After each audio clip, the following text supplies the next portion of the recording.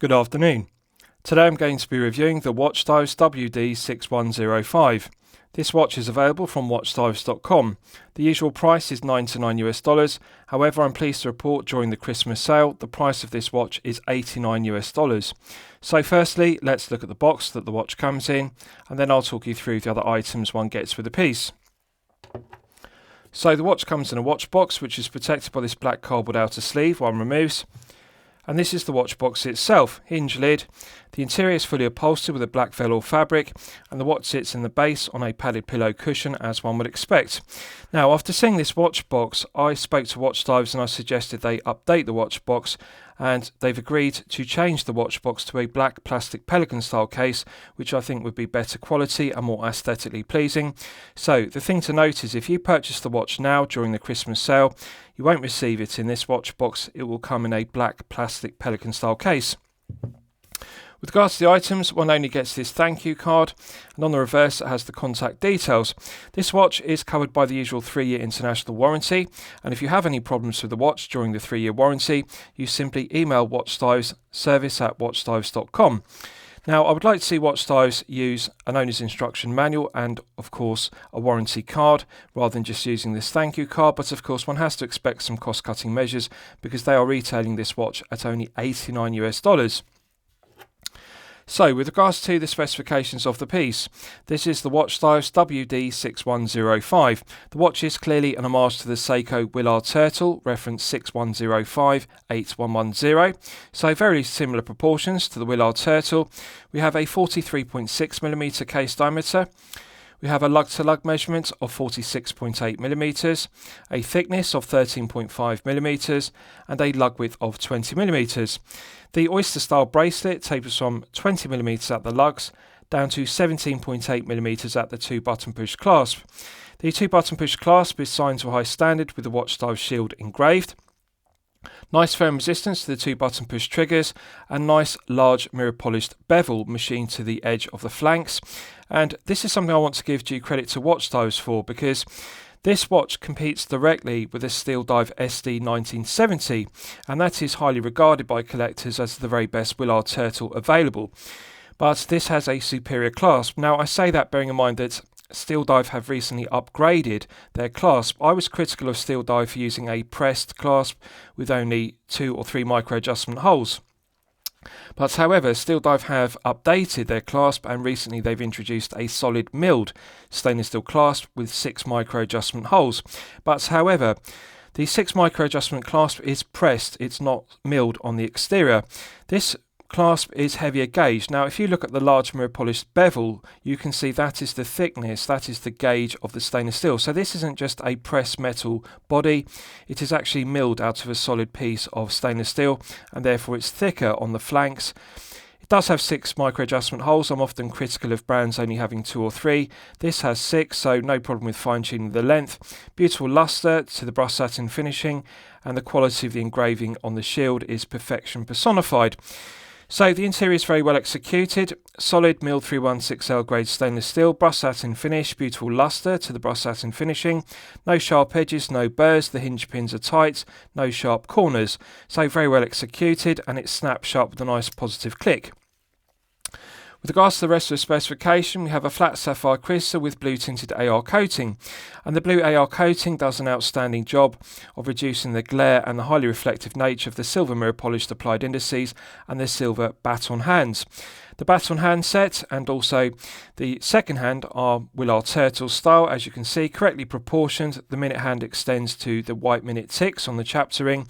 The hour hand is correctly proportioned, and of course the second hand, as you can see, is Seiko style. So the AR coating works very well. They've made the correct decision by using blue tinted AR coating versus clear. It really does enhance the piece. Nice large bevel to the edge of the flat sapphire crystal as per the Willard Turtle, and the flat sapphire crystal is very nice because it projects above the ceramic bezel insert, which is fully loomed with BGW9 Superlume Nova. Proportions of the applied indices are very good. It's got the classic Willard Turtle dial layout from the Seiko 6105-8110. Even down to the detail of the text, it says water 200M resist, and the 200M is in red, which contrasts, and it really does do a very good job of being an homage to the Willard turtle. I really like the white printed Watchdives shield at 12 o'clock. The proportion of the shield is very good, and the legibility is also very good. The quality of the printing of the white minute 6 on the chaptering and the white printing on the text, and also the shield, is done to a very high standard. The white date wheel has black Arabic numerals and it's framed with a silver frame to a very high standard. So the quality of the dial execution and the baton handsets is excellent. With regards to the bezel, it's glossy finished, black, and it's ceramic, which is fully inlaid with BGW9, as I'll demonstrate in the Lume test. Very well inlaid. The whites minute 6 are very well inlaid, as are the Arabic numerals, and it's got a nice glossy finish. The bezel itself is solid 316L grade stainless steel, nice large mirror polished chamfer machined to the top edge, and it's got a nice deep profile to the coin edge finishing to the teeth. No sharp edges to the teeth, they're very well deburred, and the large chamfer on the top edge means that there's no sharp points to the tips of the teeth, so this is a very well executed coin edge bezel. With regards to the finishing to the tonneau case, which is Willard Turtle style, brush satin finishing to the top side, and nice large mirror polished undercut to the flank. As you can see, the crown guards have no sharp edges, they're very well mirror polished, and again on the other flank we have a nice large mirror polished flank with the undercut.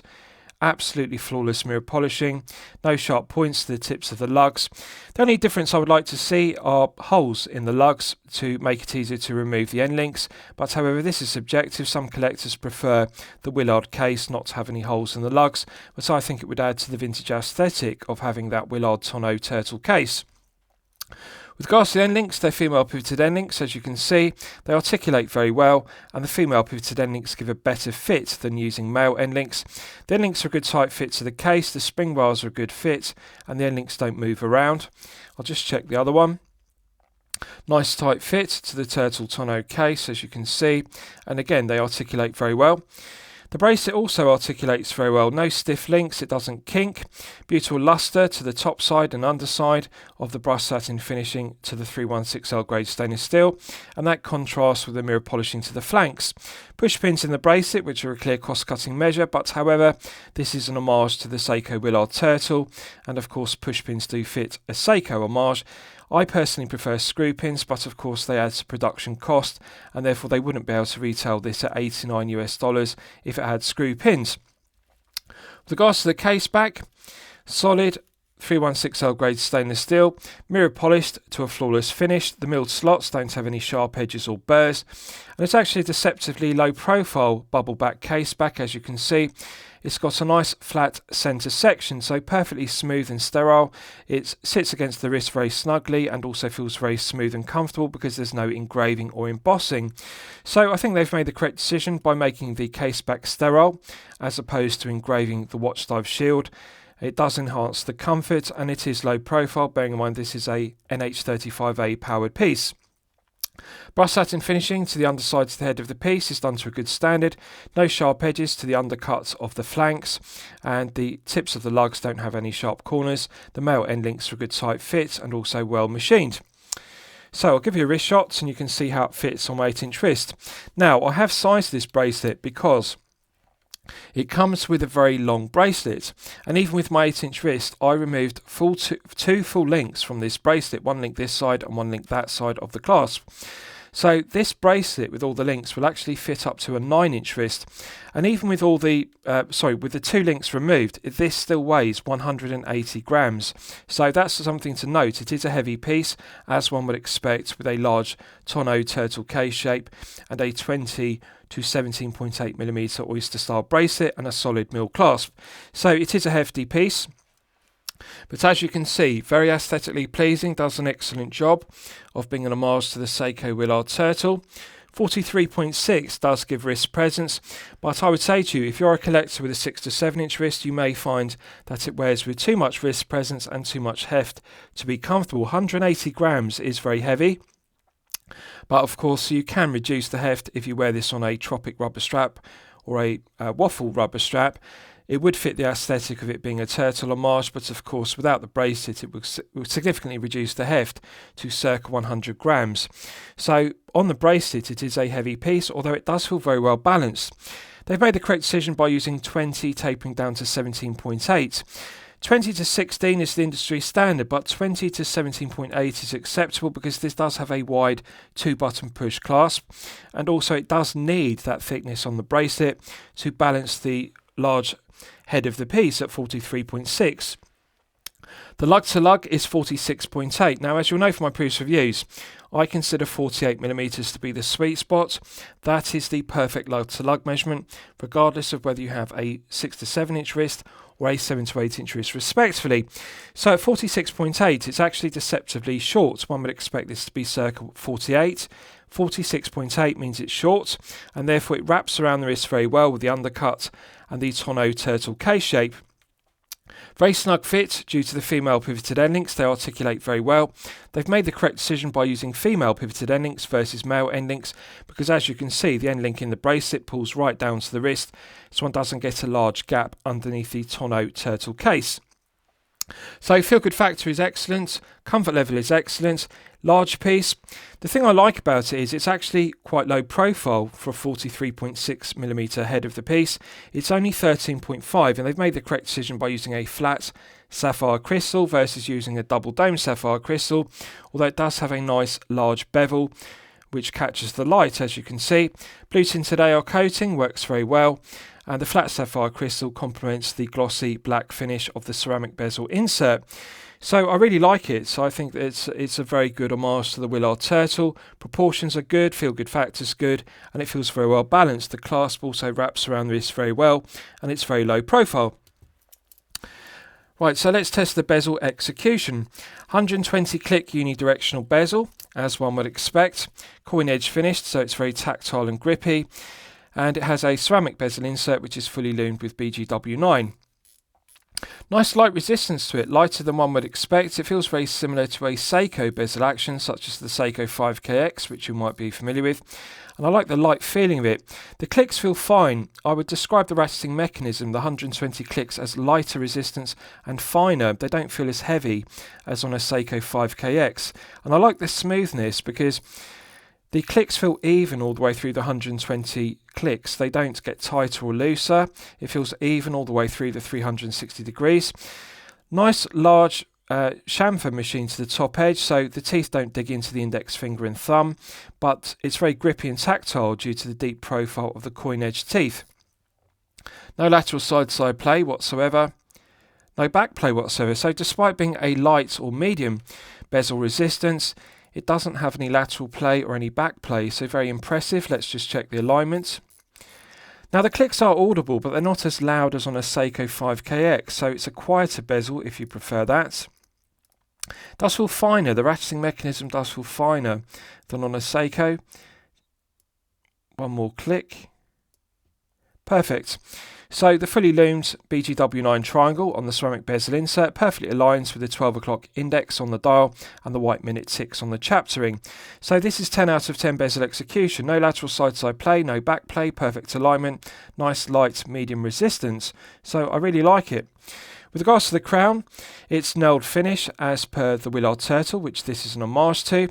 And I want to give due credit to Watchdives because this crown, I'm just going to turn it round so you can see the shield the correct way up. They've done an excellent job. It's got a matte bead blasted background to it, but an embossed Watchdive shield, and no sharp edges to the embossing. It looks and feels very similar to a San Martin hex. That's the level of quality to the Watchdive shield, and as you can see, the Watchdive shield is mirror polished. So it's very well executed, very well proportioned, doesn't have any burrs on it, it feels smooth against the skin. And the crown is very well executed. It's just very well finished, as you can see, and impressive. This is an $89 piece with a high quality signed crown. So let's test the screw down crown execution. 200 meters of hermetic seal. Now it does feel very smooth, although one can feel the resistance of the O-rings. There are two rubber O-rings, one rubber O-ring inside the stainless steel crown and a second rubber O-ring inside the stainless steel crown tube, which provides an effective hermetic seal to 200 meters. So one can feel the friction of the O-rings. Now I personally prefer a lighter feeling. I like crowns to be silky smooth as per Rolex Twin Lock or Rolex Trip Lock, but this does feel smooth. It's not as light resistance as on a Pagani design PD1661 or a Steel Dive SD1953, which you'll be familiar with. They have a lighter feeling to the screw down crown. This has more friction, but the friction isn't down to the threading. The threading is very smooth. It's the friction of the O-rings compressing against the internals of the crown and the stainless steel crown tube, so it is acceptable. So smooth to unscrew, but more friction than one would expect. Now, as it's powered by the NH35A, in the first position, one can manually wind the 35A to top it up to its maximum 40-hour power reserve. Absolute pleasure to manually wind the 35A. It's one of my personal favourite movements. One can feel the tension in the mainspring gradually building up, so very good it has manual winding. Putting it out to the first click position is the quick set date complication. And if I rotate the crown anti-clockwise, if you look closely at the framed date complication, you can see the quick set date complication clicks over with a nice positive click on every day of the month. And it's something I really like about the 35A. It's got a nice positive click. One can feel each day of the month clicking over. So very good execution on the quick set complication. Putting it out to the second click position is the time setting position, and if you look at the second hand, it's now stopped dead, so it's possible to set the time precisely to the second. Nice light resistance to the 35A, and I really like that there's no backplay clockwise and anti-clockwise, unlike low-grade Miyota movements such as the 8215. The 8215 does have backplay. When one rotates the crown clockwise and anti-clockwise, the minute hand doesn't move immediately, but with the 35A, the baton minute hand immediately responds. It moves clockwise and anti-clockwise. So I like the light resistance in the gearing. Feels silky smooth, clockwise and anti-clockwise without any backplay. Absolute pleasure to set the time. Pushing it back in, it's got a nice positive click, and that restarts the movement. So let's test screwing it back down.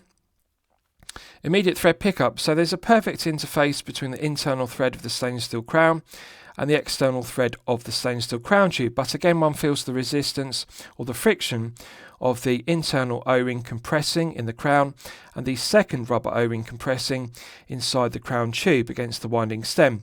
So I'm absolutely confident in the 200 meters hermetic seal because of the friction one can feel. The O-rings are gripping against the stainless steel surfaces very well. So it's smooth, but it does have resistance. One has to really firmly turn it in order to screw it down, but I don't mind that because it means it's a very tight hermetic seal. Right, so let's do a Lume test and we'll see how the Lume performs when it's charged up to the absolute maximum. So as always, I'm going to use my 100 UV LED torch to charge it up to the absolute peak. Right, so that's now fully charged, and as you can see, we have two different superluminovas. On the ceramic bezel insert, it's fully lumed with BGW9, which glows blue. And on the dial and hands, we have C3 superluminova, two of my personal favourites. Now, personally, I would prefer if they just use one colour of lume, either blue or green. I would prefer BGW9 throughout, alternatively C3 throughout. I dislike when watches have the two colours, BGW9 and C3 combined. But with regards to performance, as you can see, they are both glowing incredibly brightly. I regard the quality of this superluminova, both the C3 on the dial and hands and the BGW9 on the bezel insert, to be equal quality to Seiko Lume-Brights, which is some of the best lume in the watchmaking industry. The BGW9 is as good as Swiss BGW9, alternatively Rolex Chromalight. So it's glowing incredibly brightly, and it will continue to glow for a good length of time. We're clearly looking at 5 to 6 layers on the ceramic bezel inserts and 5 to 6 layers of application on the baton hands and the applied indices. Good proportions to the baton hands. One can clearly differentiate between the hour hand, which is shorter than the baton minute hand, and they've also lumed the second hand, as you can see, which is Seiko style as per the Willard, which this is an homage to.